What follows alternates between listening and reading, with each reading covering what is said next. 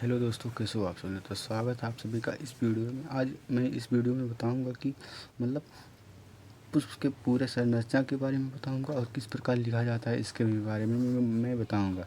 तो चलिए अब शुरू करते हैं। वीडियो को ज़रूर लास्ट तक देखिएगा।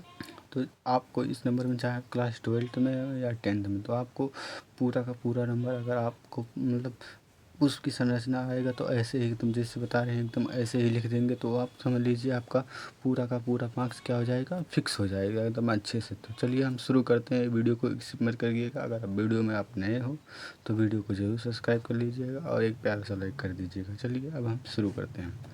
उसकी संरचना अगर आएगा तो ऐसे ही बनाना है, एकदम सेम मतलब अपने मन से बना सकते हैं एकदम अच्छे से जैसे आएगा आपको, लेकिन ऐसे ही बनाना है। मतलब लिखावट इसी प्रकार की होनी चाहिए, मतलब ऐसे ही लिखें जैसे कि मतलब टीचर को आकर्षण लगे और वह आपको पूरा का पूरा नंबर दें।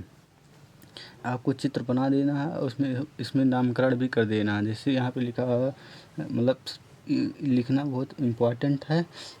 और जैसे इसके ऊपरी भाग को क्या कहते हैं, वर्तिका अग्र। क्या कहते हैं, वर्तिका अग्र। वर्तिका और इसके जस्ट नीचे ही भाग को अंडाशय कहते हैं। अंडाशय और वर्तिका अग्र दोनों मिलकर क्या बनाते हैं, जयांग। क्या बनाते हैं, जयांग। दोनों मिलकर क्या बनाते हैं, जयांग। सबसे ऊपर वाला भाग को क्या कहेंगे, वर्तिका अग्र, और सबसे नीचे वाले भाग को क्या कहेंगे, अंडाशय। दोनों मिलकर क्या बनाएंगे, जयांग।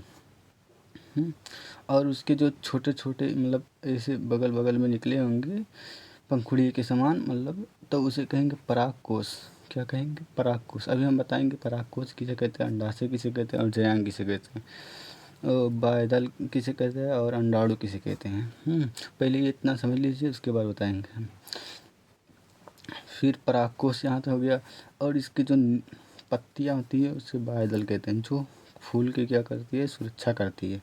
और बीच में उसके क्या होते हैं, अंडाणु होते हैं। क्या होते हैं, इसके बीच में क्या होते हैं, अंडाणु होते हैं। हाँ, जिससे पुष्प का बीज का निर्माण होता है, उसे ही अंडाणु कहते हैं। जब जब परागकोश क्या होगा, जब परागकोश वर्तिका अग्र में पहुंच जाएगा। कैसे पहुंचेगा, जैसे मान लीजिए कोई मतलब तितली आई और यहाँ पर बैठी। यहाँ पर जब बैठेगी तो उसके पैर में यहाँ पर जो छोटे छोटे परागकण लगे होते हैं वो उसके पैर में चिपक जाएंगे। और जब वो फिर वर्तिका अग्र पर बैठेगी तो इसे क्या होगा, निषेचन हो जाएगा। तो एक प्रकार हम इसे भी कह सकते हैं निषेचन। तो ऐसे निषेचन भी लिख सकते हैं उसी में। आइए अब समझ लेते हैं कि बाह्यदल पुंज किसे कहते हैं। बाह्यदल पुंज यह प्रथम चक्र है। क्या है, या मतलब बाह्यदल जो पुंज होता है यह प्रथम चक्र है। क्या मतलब इसका पहला ही भाग होता है, इसलिए इसे प्रथम चक्र कहते हैं, जो अनेक बाह्य दलों से मिलकर बना होता है। ये अनेक बाह्य दलों से क्या होता है, मिलकर बना होता है। इसे ही बाह्यदल पुंज कहते हैं। लिखने को आएगा, बस आप ऐसे ही लिखिएगा, आपका पूरा का पूरा नंबर मिल जाएगा। अब जयांग देख लेते हैं क्या होता है। जयांग यह चौथा चक्र है। क्या, यह चौथा चक्र है। यह मादा जनन अंग है। क्या है, यह चौथा चक्र है और यह मादा जनन अंग है। क्या है, मादा जनन अंग है।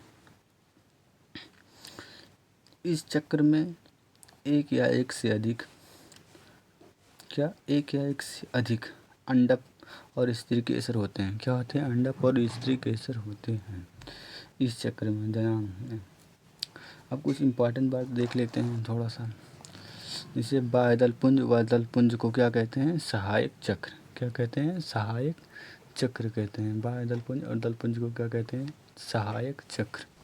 जैसे अब हमें अंडाशय लिखना होगा तो कैसे लिखेंगे, तो स्त्री का मतलब सीधे लिखिएगा आप, स्त्री का वो वह भाग जो अंडक का निर्माण करता है उसे अंडाशय कहते हैं। क्या कहते हैं, जो स्त्री का वह भाग जो अंडक का निर्माण करता है, स्त्री का वह भाग जो अंडक का निर्माण करता है उसे अंडाशय कहते हैं। एकदम एकदम अच्छे से हो जाएगा। और अंडाणु किसे कहते हैं, सीधे लिख दीजिएगा, जब पुष्प का अंडाणु का निर्माण होता है या अंड का निर्माण होता है, अंड का निर्माण होता है तो उसे ही अंडाणु कहते हैं। या कह सकते हैं इसके मतलब निषेचन के बाद जब इसमें जो बीज का निर्माण होता है उसे भी हम क्या कह सकते हैं, अंडाणु कह सकते हैं। तो आज की वीडियो में इतना ही काफ़ी है, अब मिलते हैं नेक्स्ट वीडियो में।